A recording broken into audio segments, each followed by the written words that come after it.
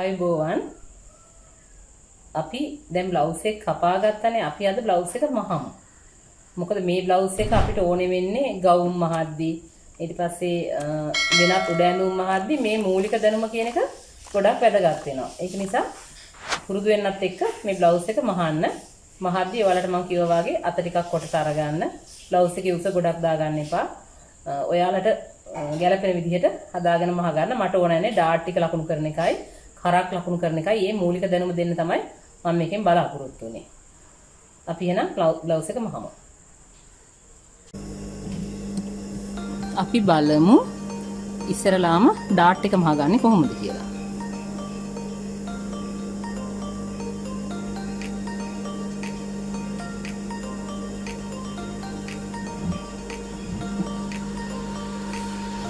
එහෙම නමලා මේ විදිහට නමලා මේ කෙළවරේ ඉඳලා තමයි අපි මහන්න ගන්නෙ. මේ පපුවට අඟලක් පල්ලෙහෙන් ලකුණු කරේ. මෙන්න මේ ලකුණු කරපු තැන ඉඳලා පහළට මහගෙන යනවා.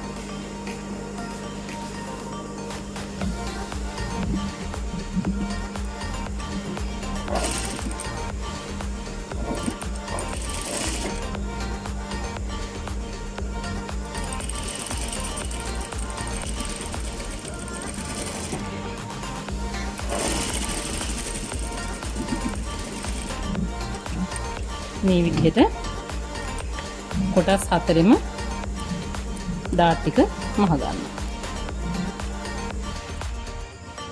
ඊට පස්සේ අපි මේ උරහිස අල්ලනවා. උරහිස අල්ලන්නේ මේ කර පැත්තේ ඉඳලා උරිස්ස පැත්තට තමයි අල්ලගෙන යන්නේ. මෙන්න මේ විදිහට. අගල් භාගෙ මෙහෙම වාසි දීලා උරිස්සේ ඉඳලා කර පැත්තට අල්ලගෙන යනවා. ඊපස්සේ අනිත් පැත්තත් ඒ විදිහටම කරේ ඉඳලා උරහිත පැත්තට මාගෙන යනවා.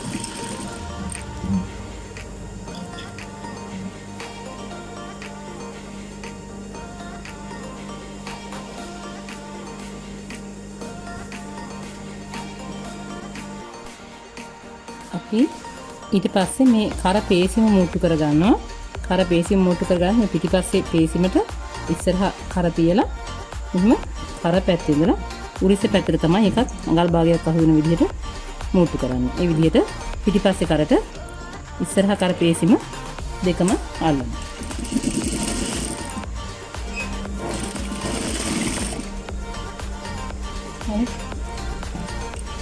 මේ පැත්තයි මේ පැත්ත මම කලින් අල්ලලා තිබුණේ ඒ විදිහටම මහ ගන්නවා. මහගෙන මේක දැන් ඔයාලට මේ පේසිමේ මේ පේපර් ස්ටිප් කොටස ගොඩක් වෙලාවට ලෙහිලා යන්න බලනවනේ හොදනකොට. ඒක නිසා වඩා සාර්ථකයි ඕලොක් කරනටත් වැඩිය මෙහෙම අඟල් කාලක් විතර වගේ අල්ලලා ඇතුළට මෙහෙම මහ ගන්න. එතකොට පේසිම ගැලවිලා යන්න තියෙන ඉඩකට ගොඩක් අඩුයි. මේක වටේම මේ විදිහට මහ ගන්න.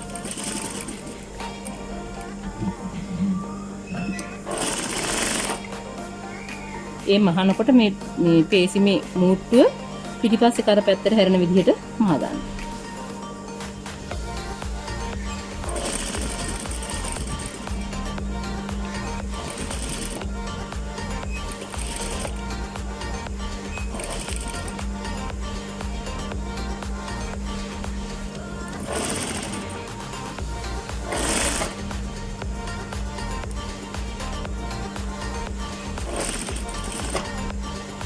මේ විදිහට වටේටම මහ ගන්න. ඊට පස්සේ අපි මේ පේසිම කරට අල්ලගමු. කරට අල්ලගන්නේ මේ ඉස්සරහා පළුවේ හොඳ පැත්ත ඉස්සරහට තියලා මේ අපි නැම්ම රේඛාවෙන් නැමුවේ මෙන්න මේ කොටස හොඳ පිට පැත්තට මෙහෙම ආපස්සට නමා ගන්න. නමාගෙන මේ කට් මාක් එක දාපු තැන මෙතනින් හරියට මේ පැත්තට තියලා නමාගෙන පේසිම අරගෙන පේසිමේ ස්ටිප් පැත්ත අපිට පේන විදිහට මෙහෙම තියාගන්න. තියාගෙන අපි අර අඟල් භාගයක් විතර වැඩියෙන් දුන්නේ. ඒකෙන් මෙතන කවර් කරලා මෙහෙම තියලා මේක දිගටම පේසිම අල්ලගෙන යනවා.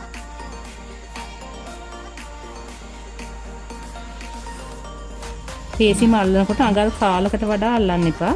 අඟල් කාලකින් විතර වගේ අල්ලන්න තමයි අපි මෙහුම් වාසි අරන් තියෙන්නේ.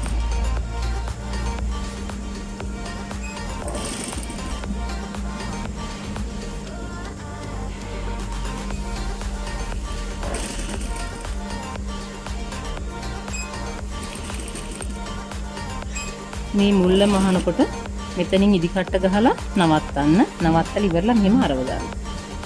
හරවගෙන අපහු මහන්න. ඉදි කට්ට යටට බස්සවල හරවන්න නැත්තම් රැල්ලක් වැටෙයි එතන. ඊට පස්සේ අපි දන්නවා කරේ පේසිමේ මේ මූට්ටුවත් මේ ඇඳුමේ උරහිස මූට්ටුවත් මෙහින් පිටිපස්සට හැරෙන විදිහට තමයි මෙහෙම තියාගන්නේ. මේ විදිහට පිටිපස්සට හැරෙන විදිහට. දැන් මෙහෙම මහද්දි මොනවා හරි හේතුවකට පොඩ්ඩක් හරි වැඩියෙන් ආවොත් මේ කර පේසිම වැඩියෙන් ආවොත් පොඩ්ඩක් රැල්ලක් වාගේ තියලා මහන්න. ඒක ඉස්සරහට පේන්නේ නැහැ. හදිස්සිය හරි. මේ විදිහට වටේට මහගෙන යනවා.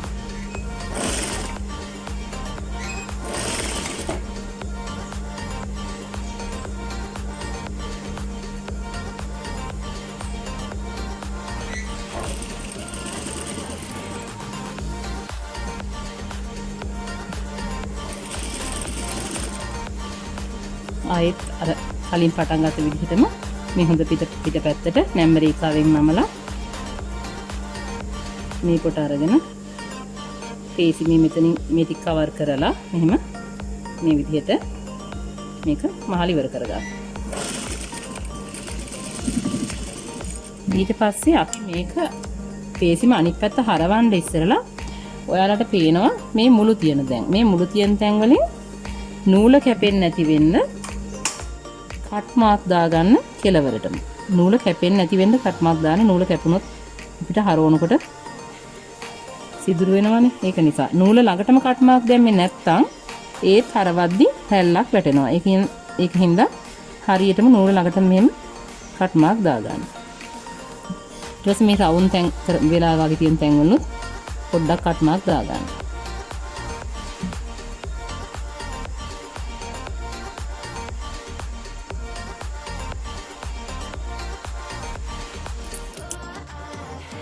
අපි මේක අනිත් පැත්තට හරවන්න ඉස්සර වෙලා අපි මේ අවුට්ලයින් එකක් ගහ ගන්නවා. ඒ කියන්නේ මේ පේසිම එහෙම මහපු මේ පාර තියෙන්නේ මහපු කොට පැත්ත يعني මහපු මැස්ම මේ පේසිම පැත්තට හරවලා පේසිමේ දශමයක් විතර මෙහායින් අවුට්ලයින් එකක් ගහගෙන යනවා. හරි. මම ඔයාලට රවුම් කරක් කියලා දෙන්න නැතුව ඉස්සෙල්ලා මේ වගේ කරක් කියලා දුන්නේ. රවුම් කර කියන එක මේ පේසිම මහ ගන්න එච්චර ලොකු අමාරුවක් නෑ. මොකද කට් මාක් එහෙම මේ වගේ මුල්ලකට කට් මාක් දානකොට හරියටම දාන්න ඕනේ. එතකොට මේ මහද්දි ඉදි කට්ට ගහලා හරවන්න ඕනේ. ඒ වගේ ප්‍රශ්න රවුම් කරකදී එන්නේ නැහැ. ටිකක් ලේසි එකකට වඩා ටිකක් අමාරු කරක් තමයි මේ කියලා දුන්නේ. ඔයාලට ලේසි කරක් එතකොට ලේසියෙම මහ ගන්න පුළුවන්. දැන් මෙතනත් එහෙමයි පේසිම මහද්දිත් අර උල මහනකොට මෙහෙම තියලා ඒ මුළු වලදී ඉදි කට්ට ගහලා මේ විදිහට හරව ගන්න ඕනේ.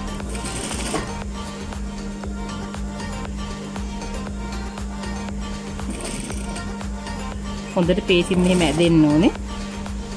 යට මැස්මත් එක්ක අහු වෙන විදිහට මහගෙන යන්න.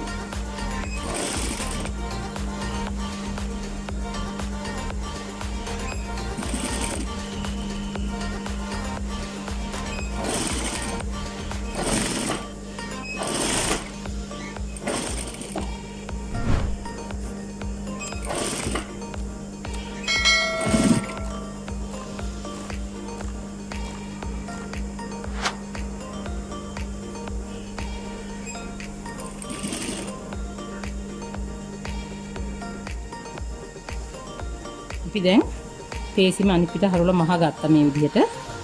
ඊට පස්සේ මේක මෙහෙම හරව ගන්නවා.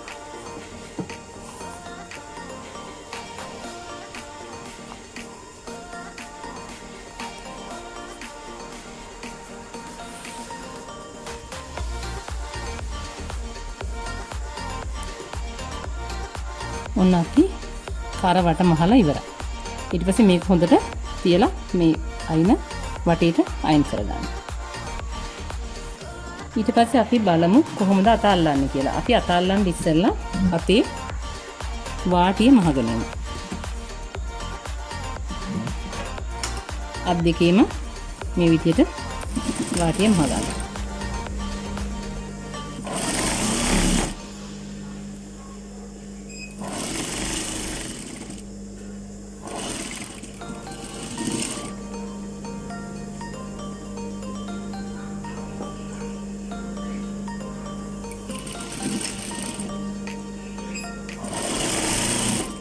ඔයාලට මම මේ කපලා තියෙන්නේ සාමාන්‍ය අත එහෙම නැත්නම් මූලික අත. මම ඔයාලට ඇඳුමෙන් ඇඳුමට අත්වර්ග කපන හැටි මහන හැටි කියලා දෙන්නම්.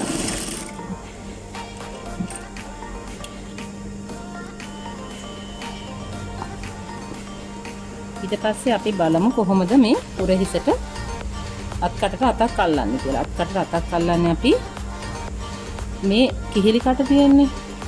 මේ කිහිලි කට දෙකෙන් මෙහෙම කිහිලි කට අංශෙන් කිහිලි කට දෙක හිටින්න මෙහෙම අල්ල ගන්නවා. හරි? කිහිල්ල කෙලවරට අල්ලගෙන මෙහෙම මැද වෙනකන් අර ගන්නවා. එතකොට අපිට මේ උරහිසෙන් අඟල් භාගයක් උඩින් තමයි මේ හරි මැද අහුවෙන්නේ. මෙතනින් අපි කට් මාක් එකක් දා ගන්නවා. හරි? කට් මාක් එකක් දාගෙන ඒ කට් මාක් එක දාපු තැනට අපි මේ අතෙත් කට් මාක් එකක් දැම්මනේ. ඒ දාපු තැන හරියටම හිටින විදිහට මෙහෙම කන පිට පැත්ත උඩට එන විදිහට මේ කියන්නේ හොඳ පිට මූණේ මූණ හිටින විදිහට මෙහෙම තියලා අල්ල ගන්නවා. එතකොට ඒ අල්ලද්දි මේ මූට්ටුව හැම වෙලාවෙම හැරෙන්න ඕනේ පිටිපසට. කියන්නේ ඇඳුමේ පිටිපස්ස පළුවට. මෙතන ඉඳලා අපි අත අල්ලගෙන යනවා. අගල් භාගෙ මෙහුම් වාසි දීලා තමයි මේ අල්ලගෙන යන්නේ.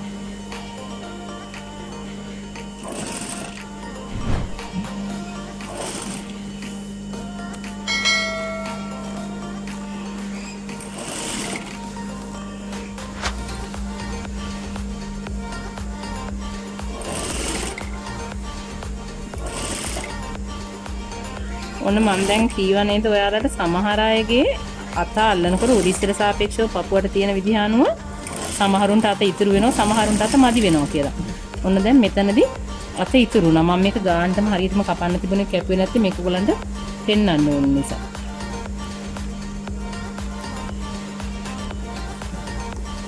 ඊට පස්සේ අපි මේක අනිත් පැත්ත හරවලා ආයෙත් මැද ඉඳලා අනිත් පැත්තට අත අල්ලගෙන යනවා.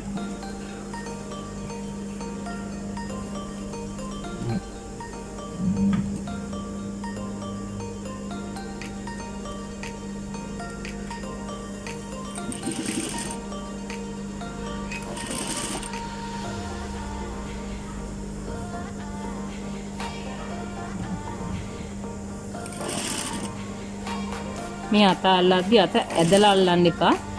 සාමාන්‍ය විදිහට බුරුලට සැහැල්ලුවෙන් අල්ලන්න නැත්නම් රැලි වැටෙයි අත.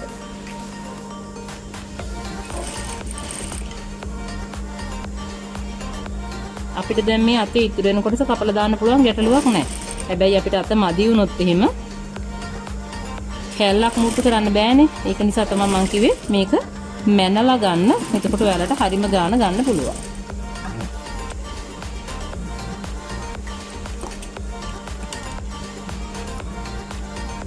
මෙහෙම නැතුව ඔයගලන්ට ක්‍රමයක් කියනවා. දැන් සාරි ජැකට් එකේදී එහෙම අපි අත හරියටම ගාන තමයි කපන්නේ, වැඩියෙන් කපන්නේ. ඒ ක්‍රමයේ මම ඔයාලට තව ටිකක් මෙහුම් කියන පැත්ත හොඳට හුරු වුණායින් පස්සේ කියලා දෙන්නම්. මේ විදිහට තමයි අත අල්ලගන්නේ අපි. ඊට පස්සේ අනිත් අතත් ඒ විදිහටම අල්ල ගන්නවා.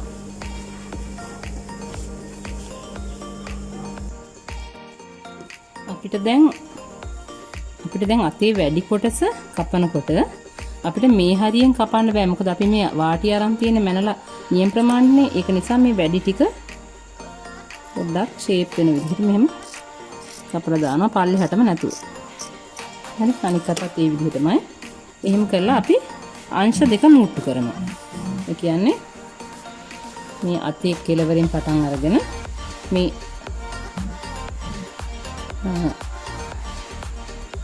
මැස්ම අත අල්ලලා තියෙන්නේ මේ මුට්ටුව පල්ලෙහාට හැරෙන විදිහට දිගටම මහගෙන යනවා.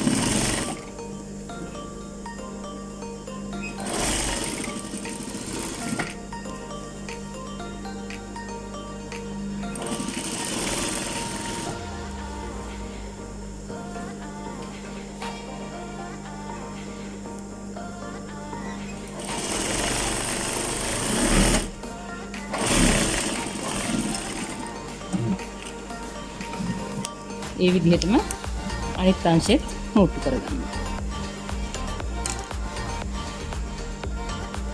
මෙහෙම අනිත් අංශෙත් මහලා ඉවර වෙලා මූට්ටු කරලා ඊට පස්සේ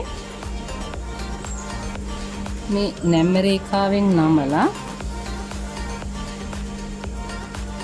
මෙතනින් අපි වාටිය මහගෙන යනවා. අපි මෙතනදී වාටිය මහන්නේ අපි අර පෑඩ් සාරයි වාටිය මැහුවේ. අන්න ඒ විදිහට. ඒ කියන්නේ මෙහෙම අගල් කාලක් නමලා මහලා ඊට පස්සේ නැවත අගල් කාලක් මහලා නමලා මහන්නේ. ඒ කියන්නේ ඉස්සලාම අගල් කාලක් නමලා මහ ගන්නවා. මම මේ විදිහට වාටි මැහුවා ප්ලෑඩ් සායේ කෑලි සායේ. ඔයාලට මතක ඇති.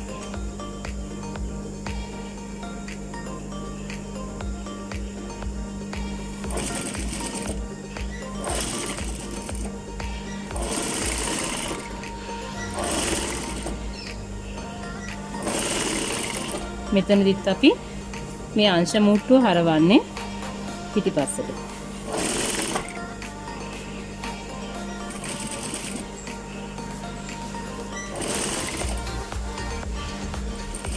මේ විදිහට වටේටම මහ ගන්නවා. මේ විදිහට අඟල් කාල නමලා මහලා ඉවර වෙලා ඊට පස්සේ ආපහු ආයෙත් පාරක්වත් මෙහෙම අඟල් කාලක් නමලා වටේටම මහගෙන යනවා.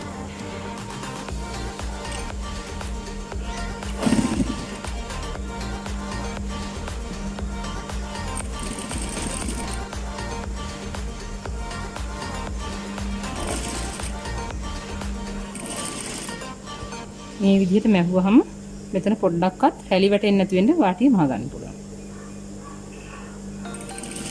මේ විදිහට වටේටම මහගෙන යනවා.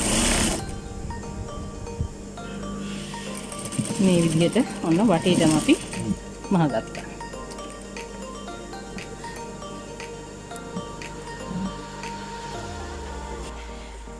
ඔයාලා දන්නවද සාමාන්‍යයෙන් පිරිමි කෙනෙක්ගේ උඩට එන්නේ මං කලිනුත් සායකදී කියලා දුන්නා නැති මේක මේ පොට කියන්නේ මේ බ්ලවුස් එක දැන් බ්ලවුස් එක හරි ෂර්ට් එක හරි පිරිමි කෙනෙක්ගේ මේ උඩට එන පැත්ත නෙමෙයි ගෑනු කෙනෙකුගේ උඩට එන්නේ. ගෑනු කෙනෙකුගේ උඩට එන්නේ හැම වෙලාවෙම මේ දකුණු පොට.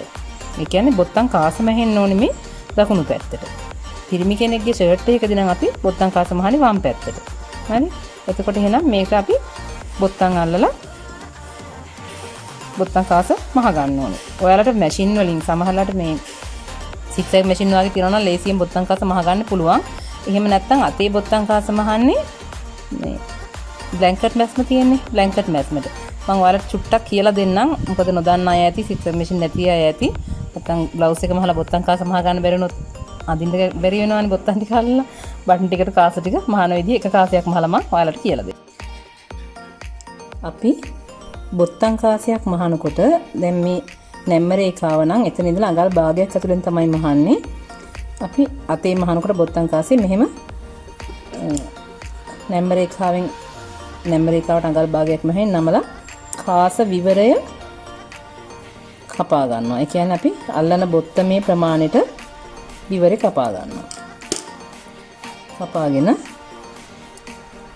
ඉදි කට්ටකට මේක නූල් දෙපොට දාලත් මහන්න පුළුවන්, හතර පොට දාලත් මහන්න පුළුවන්. මම මෙතන දෙපොට දාලා තියෙන්නේ. කන පිට පැත්තෙන් මෙහෙම නූලට ගැටයක් දාලා උඩට අරගන්නවා. අරගෙන මේ කෙලවර ඉස්සෙල්ලා දෙපාරක් මහ ගන්නවා මෙහෙම බ්ලැන්කට් මැස්මෙන්.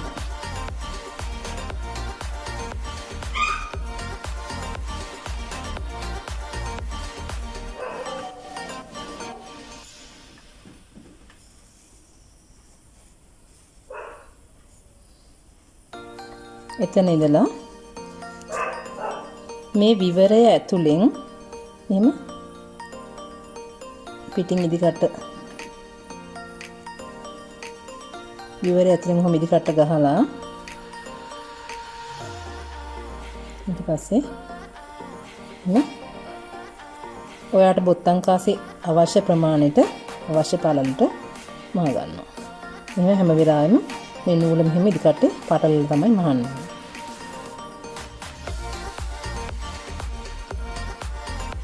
මේ විදිහට දිගටම මහගෙන යනවා.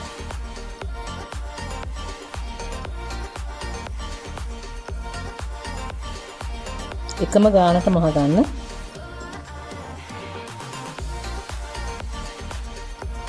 මේ විදිහට වටේටම මහගෙන යන්න. මේ මහන්නේ බ්ලැන්කට් මැස්නේ. මහලා අවසානයේ කන පිට පැත්තට නූල් අරගෙන ගැටයක් දාලා ඉවර කරගන්න.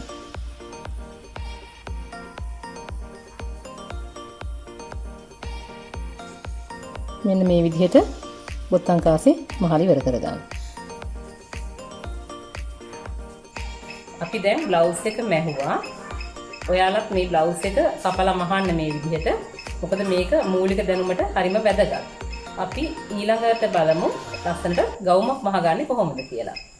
ඔයාලට සුබ දවසක්.